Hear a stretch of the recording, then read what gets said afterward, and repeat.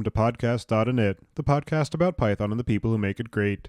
When you're ready to launch your next app or you want to try a project you hear about on the show, you'll need somewhere to deploy it, so take a look at our friends over at Linode. With 200 gigabit private networking, scalable shared block storage, node balancers, and a 40 gigabit public network, all controlled by a brand new API, you've got everything you need to scale up. And for your tasks that need fast computation, such as training machine learning models or running your CI pipelines, they just launched dedicated CPU instances. In addition to that, they just launched a new data center in Toronto, and they've got one opening in Mumbai at the end of 2019. Go to pythonpodcast.com/linode, that's Linode today, to get a $20 credit and launch a new server in under a minute.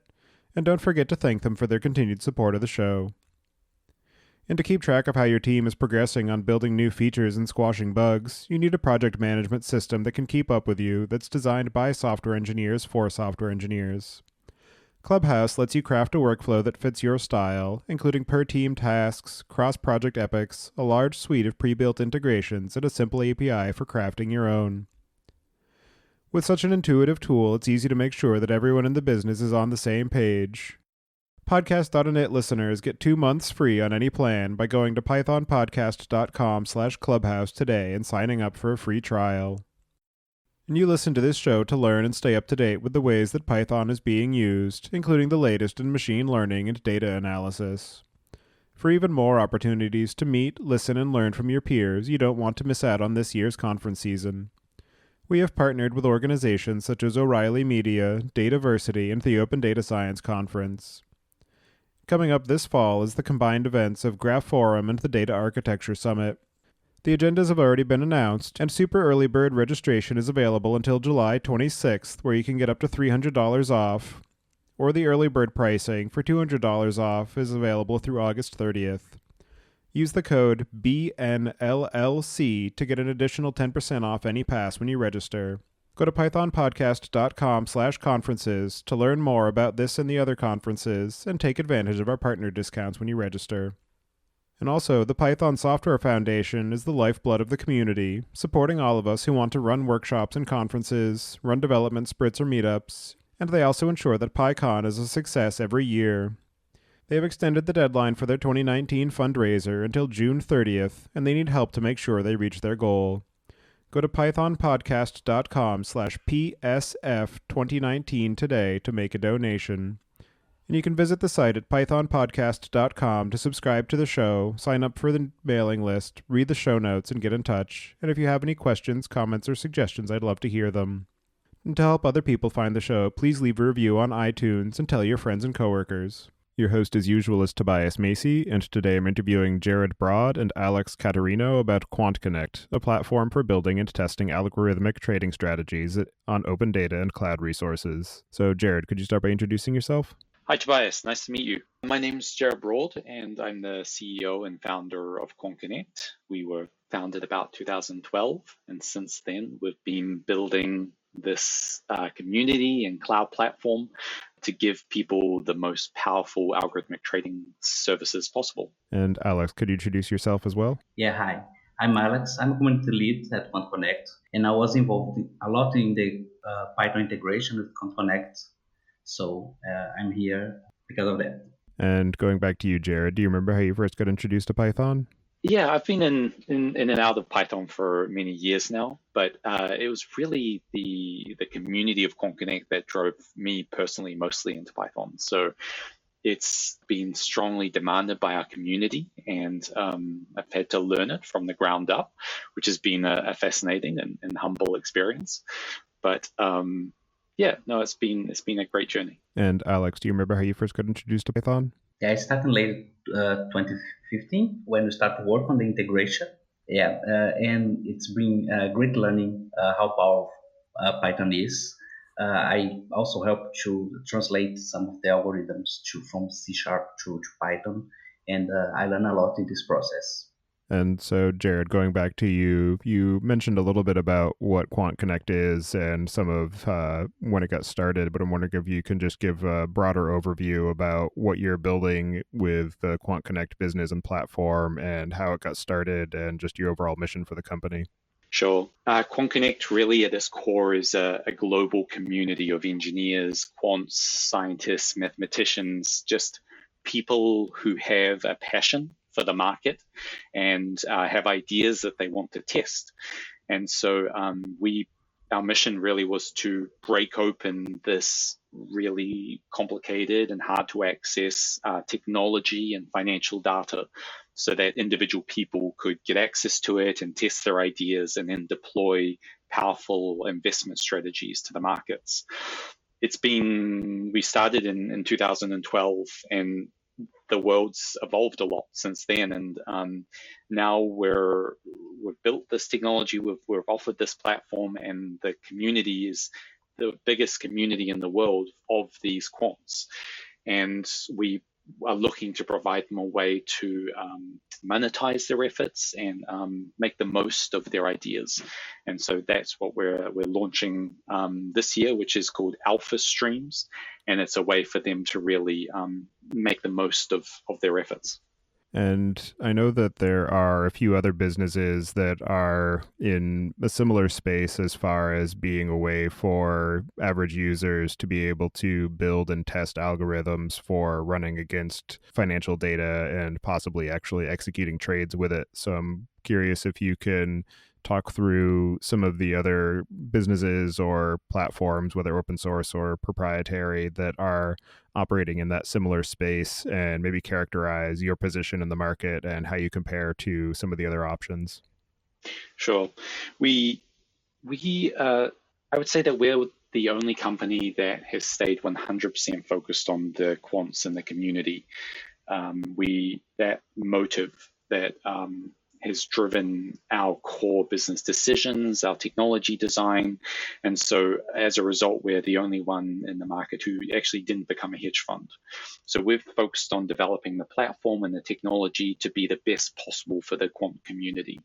And so as a result, we now support equities, Forex, options, crypto markets. You can do live trading on 6 different brokerages now, and it's all hosted in our co-located servers in New York. So we provide like professional quality execution, live trading, live data, and it's all built and focused on this quant community. And this came to a peak with Alpha Streams, because we were being approached by a lot of quantitative hedge funds who were saying they wanted access to the community. And we didn't want to compromise on those values, that we put the community members first. So when we were looking at how we could do that, we were trying to find a way that the quant we could do the best for the quant. And that's really how Alpha Streams came about. It's the world's first alpha market. It's a way for these quants to design algorithms and put them into a marketplace, and then have dozens of hedge funds from all around the world reviewing the alpha signals and having the ability to license those algorithms and get distribution that they've never had before.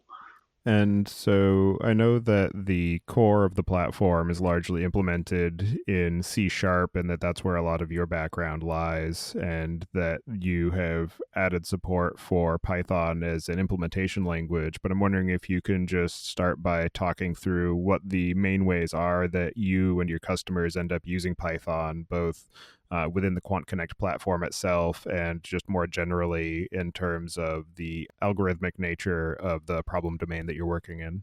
We are constantly humbled by the million different ways that the community uses the platform, and mostly our job is to make it as versatile and flexible as possible. So we do that for them, and then they can use it to test basically anything. So the platform data ranges from tick all the way up to daily resolution. And so users are developing sort of fast, I wouldn't say high frequency, but they're developing fast strategies, intraday strategies that are trading on momentum or some sort of intraday signals, all the way up to portfolios and long-term rebalancing kinds of strategies. And the beauty of having all the different asset types that are available in the platform, you can combine strategies and asset types to generate the best returns. So if you've got an idea that could use equities and options, you can merge them together. Or if you want to go to crypto assets when the market's going crazy, you can add crypto data to your algorithm and move between the crypto markets and the equity markets. It's really fascinating. And for anybody who isn't familiar with the space of quantitative trading and some of the just overall requirements in terms of general knowledge of financial data and algorithmic strategies, I'm wondering if you can just talk through just what is involved overall in being able to build and test these algorithms.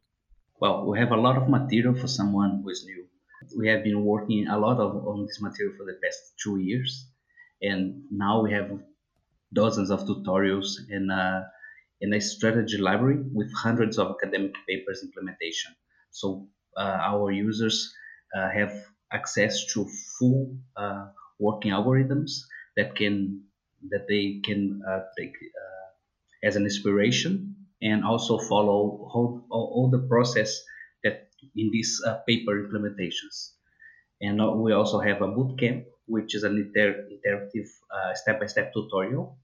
And on top of that, we have the native community that share knowledge and ideas in a forum. And just add that no matter whether you are beginner or professional, we have the tools and the data to build powerful algorithmic trading strategies. Now, in terms of QuantConnect itself, I'm wondering what the overall architecture of the platform looks like and the various components that play into each other for being able to provide a way to access the data that's necessary for testing these strategies, and just some of the overall challenges and complications involved, both from the nature of being able to run potentially untrusted user code and also being able to collect and maintain all of the data that's necessary for being able to do the historical backtesting. It's incredibly challenging, to be honest. We are always breaking every API that we use. So we add a new brokerage and we find bugs in the brokerage API within a day. We add we swapped database technology to use Google Spanner a while ago, and we broke Google Spanner, and we have to file bug reports in Google Spanner. So overall, the core of the sort of user-facing experience is an online coding environment. So you go to QuantConnect, you sign up, it's completely free, and the first thing you're greeted with is it's a coding environment very similar to PyCharm or Visual Studio Code, and 80% of the community are Python users. So it presents you with a Python algorithm to get started, and you can go and you can design one of these algorithms in this online editor. So behind the scenes, we've built web versions of all of the normal tech that you would have for a code editor. So you've got debugging, you've got a builder, a compiler, you've got interactive IntelliSense. So all of the aspects of running an IntelliSense, but it's all in the cloud version and made for scale with thousands and thousands of people. So it's a very fun, challenging problem. And then once you've built an algorithm and you go to deploy it into a backtest, you're running your algorithm through Lean. Lean is our open source project. It's a massive algorithmic trading system that allows you to build an algorithm and test it. And the Lean engine, handles everything else. So behind the scenes, it's getting the data you need. It's synchronizing that data.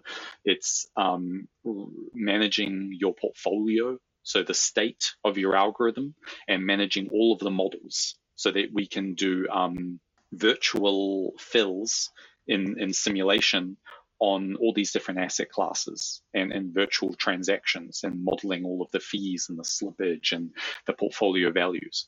So the Lean engine handles that, and it handles it incredibly fast, because really the users are running on terabytes of data. underneath. And so we've got these large clouds underneath supplying that data. And behind the scenes, the users are requesting terabytes of data. So we have a large financial data library and we maintain it and curate it. And we have redundant systems in multiple locations which are generating, curating, and providing that data to the community. So it's kind of a large engine that really just lets the users in the community focus on building and designing and testing their ideas, and the QuantConnect team handles everything else. And so you mentioned that the core of the platform is the Lean engine, and I know that it's been released as an open source technology. So I'm wondering what your overall strategy is and your motivation for providing that as a freely available resource for people to be able to use and analyze for their own purposes. Yeah, we released Lean in 2014, 2015. And it was kind of scary at the time because it was our first open source release.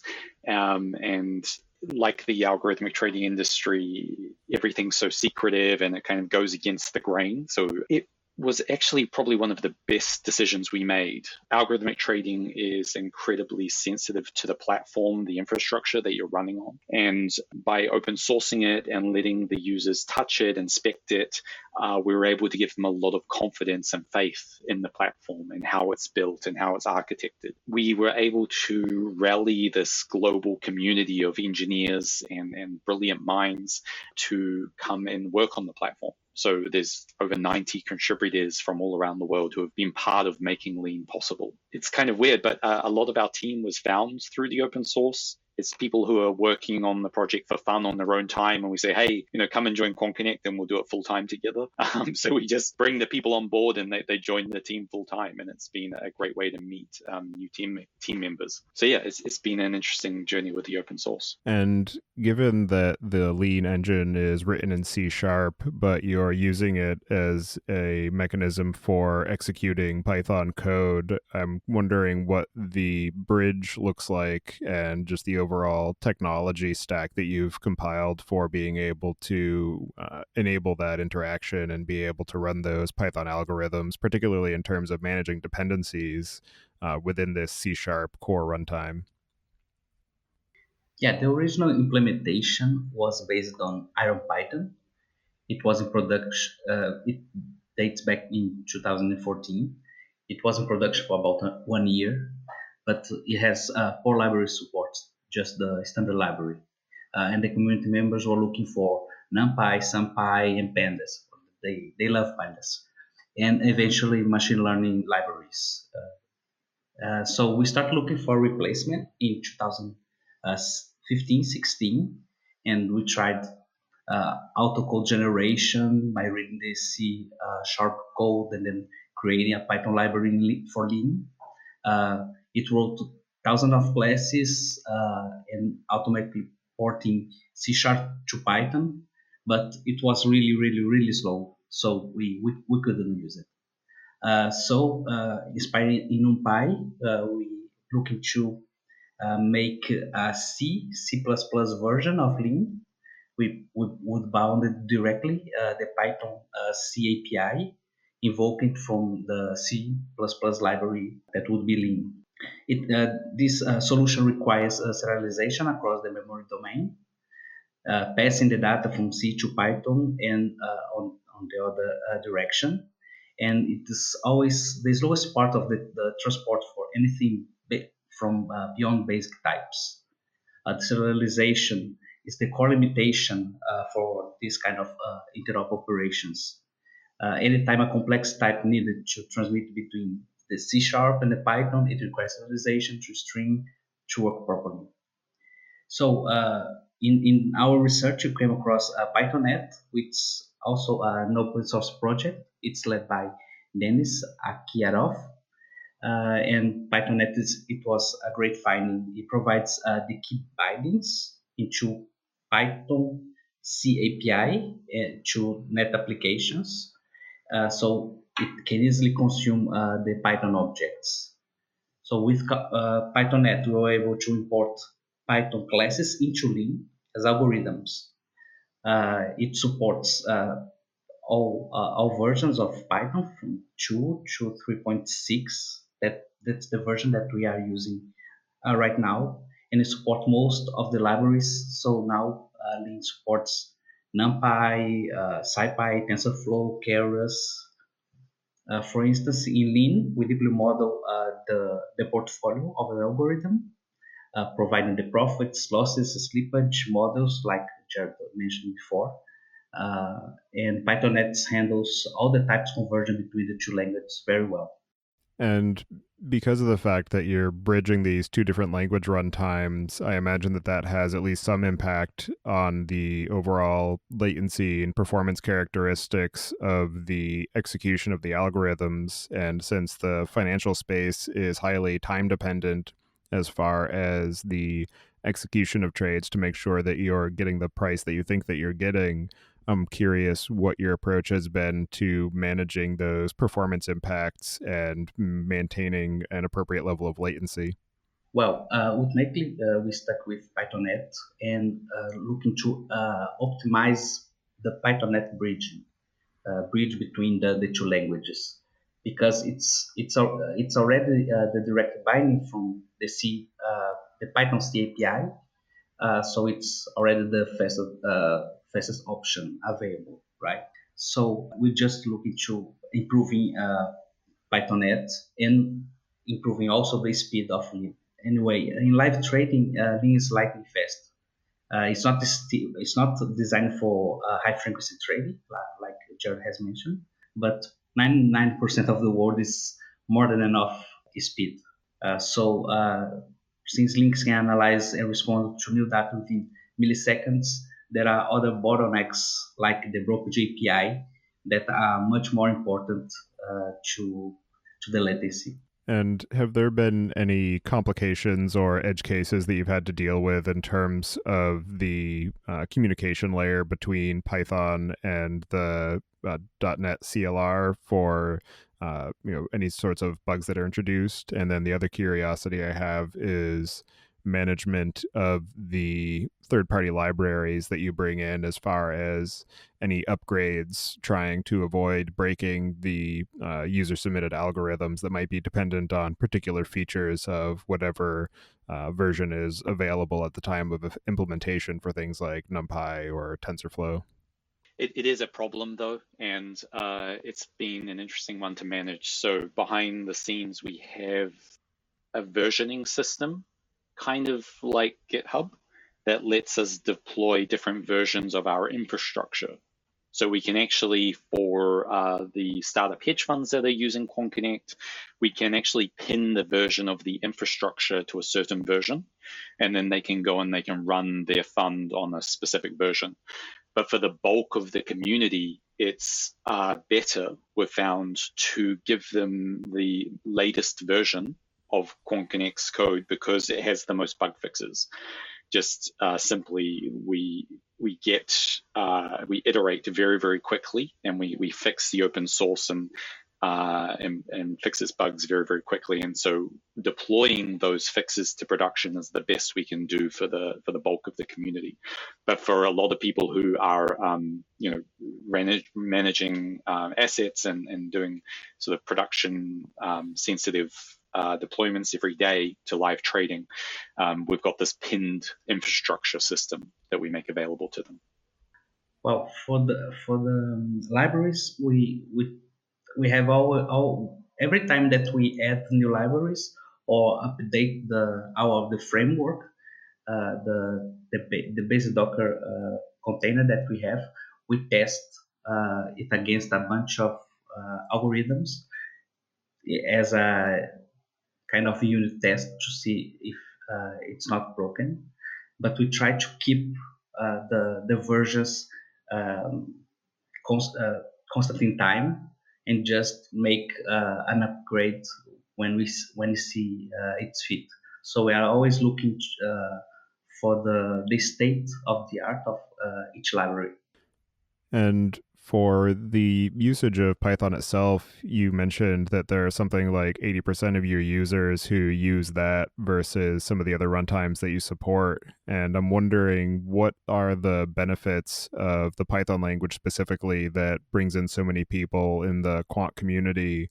And I'm also wondering what the practicality is for machine learning techniques, because I know you mentioned that people are leveraging TensorFlow and Keras. And I know that a lot of the utility of machine learning is based on being able to recognize and execute on certain patterns. And with financial data, it can be highly variable. So I'm interested in what the strategies are on that front. Right. The main benefits of Python, it's code clarity and brevity, and alongside with the data processing capability. Our members extensively use pandas as it's a great library to deal with matrix prices that represent a history of a portfolio. Also, it benefits, as we mentioned, it was the main reason to work on with that. All sorts of libraries that comes with Python that are as great for machine learnings, and which is a hot topic today. On the type of strategies we can really disclose, but simple strategies like see what's the predictability of a open gap in the open prices. People can plug this into the machine learning and see how this can be used as a predictor. And you mentioned that the other recent product addition is this Alpha Streams platform where users in your community can submit their algorithms for being able to be licensed by other people to execute their trades on. And so I'm wondering what it is about Alpha Streams that makes it unique in the market and how it benefits the users of your platform, and just what the overall adoption and feedback has been. Alpha Streams is at its core this market where users can deploy their algorithms into an environment where institutions can review them and potentially license them. But really, to fully understand it, you have to go back to how the industry works today. So you have thousands of hedge funds doing things in a very old-fashioned way. They're not quite the same. They're not quite keeping up with the open source community. They hire recruiters. They bring in these quants who are new to the firm. They pay expensive recruiter fees. They train them up and they get them working on new data sets. And maybe in 6 months or so, the quant is going to come up with a cool idea that they're going to put into production. And so there's this very long search process where these institutions are looking for an idea and looking for an algorithm to trade. And because there's no central platform where they can compare these algorithms, they can't trust anything that comes from outside the firm. So everybody's repeating everything they do. They bring in data, they redo the same experiments that every other hedge fund has done. So with Alpha Streams, it's flipping the entire industry on its head. We are looking to automate this entire search process. So if we were to design the perfect hedge fund today, what would it look like? And so in our minds, it would tap into a globally distributed community where the ideas are tested and vetted and evaluated based on merits, not where you are in the world and not which school you came from. So with Alpha Streams, if your idea is good, you can put it into QuantConnect, you can get it tested and verified independently by us, and then it can be distributed to thousands of hedge funds. And so that idea of meritocracy in quant finance is at its core, that's what quant finance is about. But in practice, there's just so much politics and paperwork and overhead that goes into running a fund that it doesn't actually happen in practice. So we've built an API where these institutions can come in and search the marketplace for funds, for strategies which are listed. And the community can quickly and easily deploy their algorithms to be listed in the marketplace and be considered to be licensed. It's really an exciting concept. It flips the entire industry on its head. And The other thing that is notable about the work that you're doing is the efforts that you're putting into to foster and grow the community around QuantConnect and quantitative finance. And so I'm wondering what your overall strategies are and just the overall effort that you're putting into building and maintaining this community and how it plays into your overall product design. It's a tough one. It's a very hard subject. So the community members are grappling with high order math, like they have to know pretty advanced coding. They're grappling with a new API, our API, and terabytes of data that they've never seen or managed before. So it's definitely a challenge that we are learning and growing from on a daily basis. But we just do our best to make the platform transparent so that you can see as much as possible, to give the community the tools that they're familiar with, like debugging, and then and sort of code inspection and the ability to build algorithms in a familiar environment. And then we just try to really empower and highlight those people who are doing an awesome job. So we give people free live trading as much as possible. We give them free data so they can go and backtest on massively powerful VMs in the cloud on terabytes of data. And it's just it's one of those things. We as a company are constantly evolving and constantly figuring out the answers to that one. Recently, actually, just a couple of days ago, we deployed something that's awesome. And it's a parameter detection system. So in quantitative research, there's certain ways where you can fall into common pitfalls. And if you're not careful, you can design an algorithm that'll work perfectly on historical data and be extremely overfitted and be useless for live trading. And it could be very risky for you in live trading. So we've built a parameter detection system and a backtest counting system so that we can give people warnings. Hey, you're using 30 parameters in this algorithm. Did you know that with 30 parameters, you could paint the Mona Lisa? You could come up with a variable that'll literally paint the Mona Lisa, and you could do it with a handful of variables. So try and avoid using so many parameters in your algorithm. So it's just a continuous process that we're going through. I think that something like that is great, that you have this feedback mechanism, particularly for people who are maybe just doing this as a hobby project to just dabble in what's involved in these higher order mathematics, or trying to experiment with data science and data analytics. And so I'm also wondering what the broad categories are of the types of users who interact with QuantConnect, and what it is that keeps them engaged and continuing to work on and help you evolve the platform. Well, we are constantly amazed by the creative of our users. I work with support, and I see what they are doing. And it's incredible. And they push us to develop the new technology every day, like Jeremy mentioned, with the parameters count. By the way, that part we have done that with Python. It's a Python script that detects the parameters. Most of what we do, it's intellectual property of the users. So we can discuss in details, like in the examples that I gave before.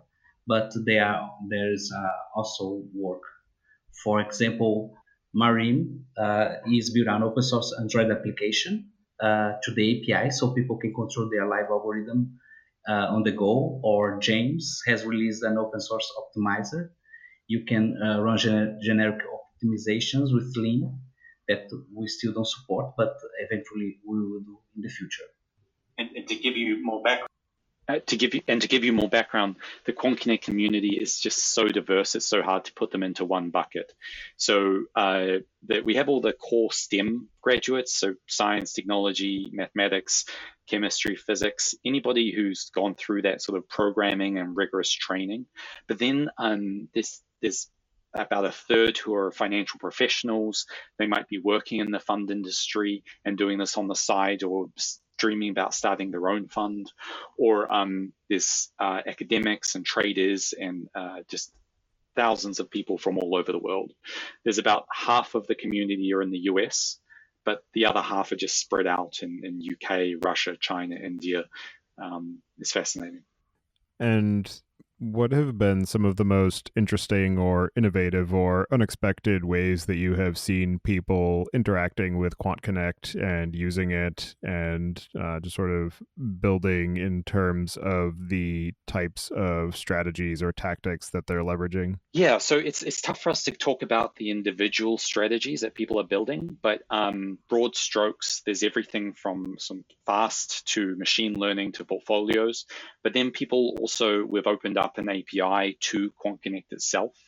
And so a Netherlands programmer has created a mobile application for Android, and it's actually got a full user interface for controlling, starting and stopping your live trading algorithms. So we're a fairly small company, and we'd like to keep the whole company lean, and it's awesome to see the community sort of pick up areas where we haven't built yet, and they're just running with it and building epically beautiful applications. And James, I think his last name is Christchurch, but I only know his Git handle. He's built a genetic optimizer. So you can actually just plug the open source lean algorithmic trading engine into his genetic optimizer, and it'll go and it'll run a batch genetic optimization on hundreds or thousands of lean strategies that'll run through it to find the right parameters for your algorithm. So it's really awesome to see the community do that sort of stuff. It's all open source, and we are constantly blown away by it. And for somebody who's interested in getting started with QuantConnect and quantitative finance and algorithmic trading in general, I'm wondering what the onboarding process looks like for building on QuantConnect and just some of the resources that you have found to be useful for people who are new to the area and want to start experimenting with it on their own time. We try to make this process as easy as possible, but ultimately it is going to be a little tricky because we're trying to introduce people who might come from just a pure programming background to all of this quantitative world. But the first thing you do when you sign up is you've got that coding environment, and we put you into something we call boot camp. And boot camp is kind of like Udemy, where you have a little documentation, and you have to do, we call them like a micro tutorial. You have to do the smallest possible step to move your algorithm towards production and getting it to run a backtest. And so we plan to build out the bootcamp library and have hundreds of different bootcamp tutorials where people can go through these micro steps and learn how to build really powerful algorithms. We also have a boatload of documentation so that people can go and read videos, and the community is very engaged.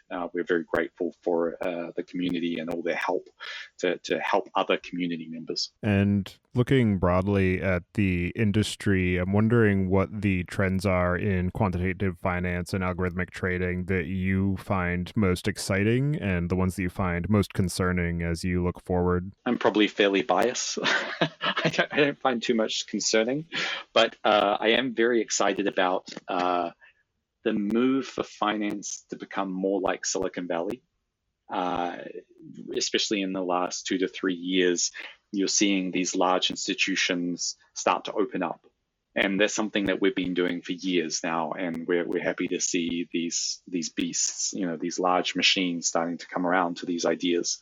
And then the other big trend that we believe is happening is this, you're no longer judged by a single idea. You're judged by how fast you evolve and how fast your ideas can iterate and evolve.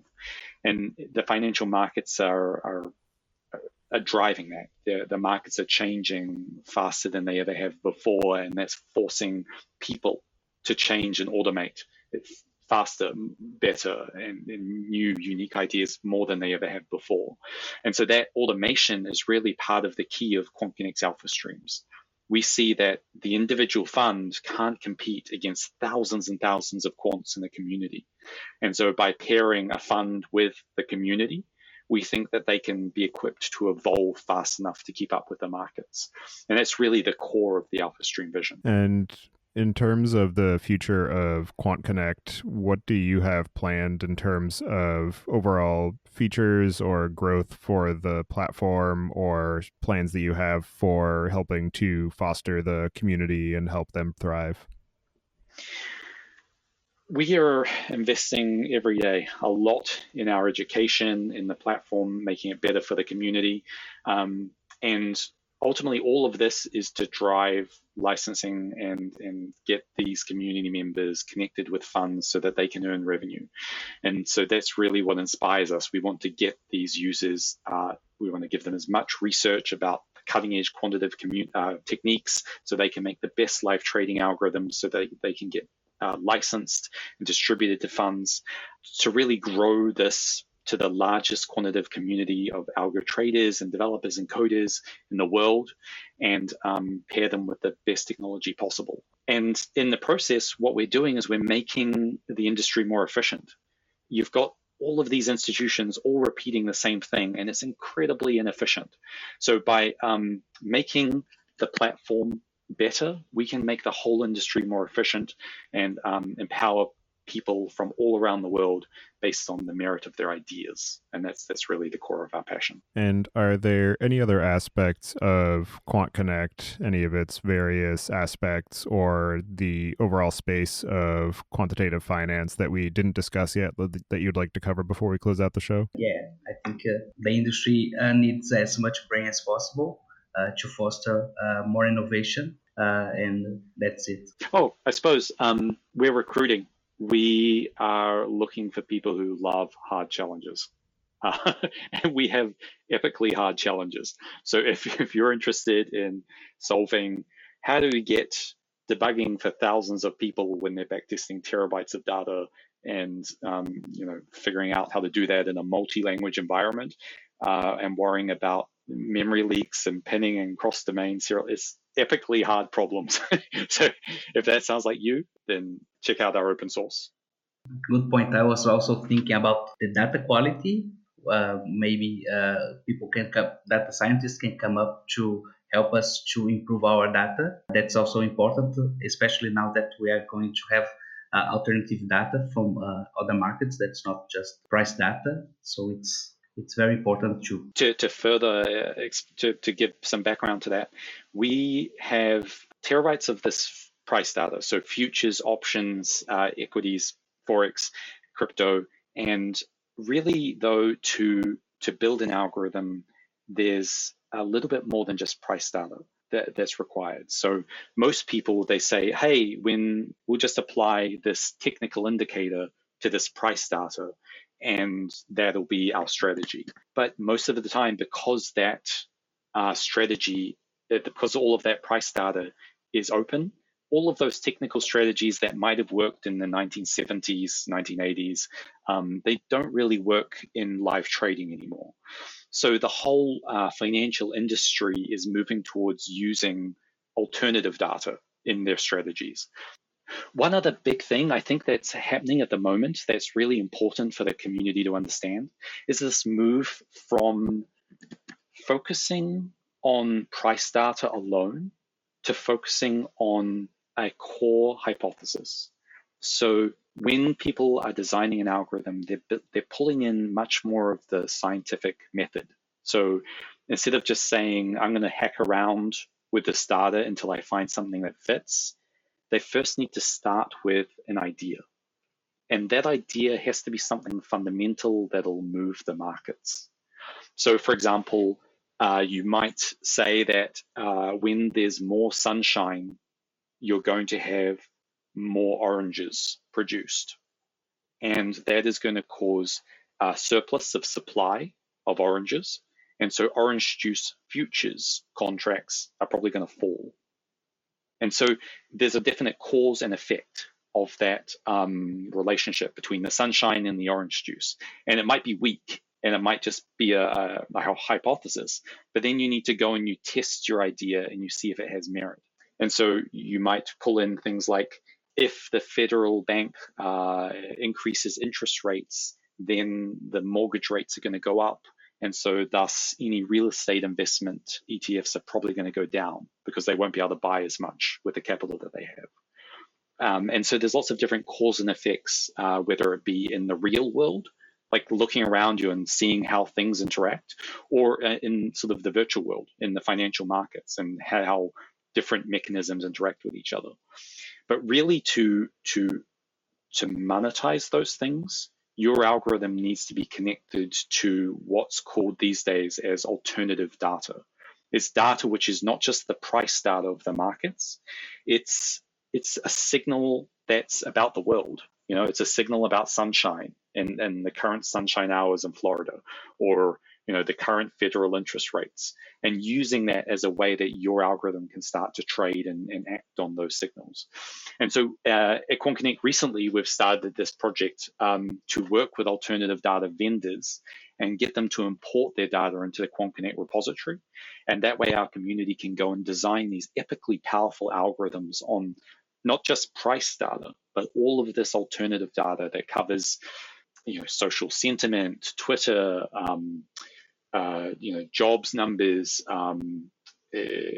real world data like weather, temperature, everything. As much data as we can find, we're pulling into QuantConnect right now. So it's a really challenging project in terms of engineering, but also it's going to empower the community to make such amazing strategies. Yeah, that's definitely something that is, as you said, challenging and complicated, but also interesting in terms of just the breadth and scope of the problem domain, and how that how the level of sophistication that is required has grown since the financial markets first became able to be interacted with in a computational fashion, just because of the increasing globalization and interconnectedness of our various financial markets, as transportation and communication catapults us further into the 21st century and these just global economies. And yeah, it's a fascinating area. So it's definitely interesting to hear about how you're trying to help provide your users the ability to leverage that additional data to be more effective in their strategies. Yeah, you've heard the meme basically that there's just, data's growing at double the rate each year or something like that. There's thousands of terabytes of data being added every day, and it's so true. And you're seeing even mainstream government websites totally opening up their data sets, and so it's becoming this challenge to import all of that data and analyze it and put it into a usable form so that you can run an algorithm on it. And our job is we build in one data set. With that one data set, you can do 1,000 different algorithms. And that's the brilliant thing. We love seeing, if you're a agriculture engineer or you've worked in that industry, you might be familiar with, orange juice and sunshine. Or if you're a solar engineer, you might go and be familiar with the solar industry and how sunshine hours are going to affect electricity generation. And so there's just thousands of different ways that people with their own unique mindsets and abilities can write completely different algorithms on exactly the same data set. And that's the power of a global community like QuantConnect, because it's not about our ideas or what we do. All we do is put one data set up, and then individual people from all over the world make 1,000 different ideas from that. And it's so cool to see. Yeah, I'm definitely excited to see the work that you're doing, and I'm curious to see how the incorporation of those alternative data sets are going to help enrich the capabilities of the people using your platform. And so for anybody who wants to follow along with the work that you're doing or get in touch, I'll have you add your preferred contact information to the show notes. And so with that, I'll move us into the picks. And this week I'm going to choose Good Omens, both the book and the miniseries that was recently released. It's definitely a great storyline. I watched the first episode of the miniseries recently, and I think they did a very good job of that. So I'm excited to watch the rest of it. So if you're looking for a new piece of fiction to pick up and engage with, I definitely recommend that. And so with that, I'll pass it to you, Jared. Do you have any picks this week? I got into I think it's HBO series Chernobyl. It's following the like a story form documentary on the Chernobyl disaster, and it's amazing. I love it so much. highly recommend it. I'll have to take a look at that. Alex, do you have any picks this week? Yes, for this week, I'm going to pick the series, The 100, because it talks about the future of the humanity and the dangers of artificial intelligence. So I think it's fitting to what we've been talking about. All right. Well, thank you both for taking the time today to join me and discuss the work that you're doing on QuantConnect and in the quantitative finance realm. It's definitely an interesting problem domain and one that I'm sure a number of listeners will be interested in experimenting with. So thank you for your time and energy on that, and I hope you enjoy the rest of your day. Thank you very much, Tobias. It was great to chat. Thank you, Tobias. Bye.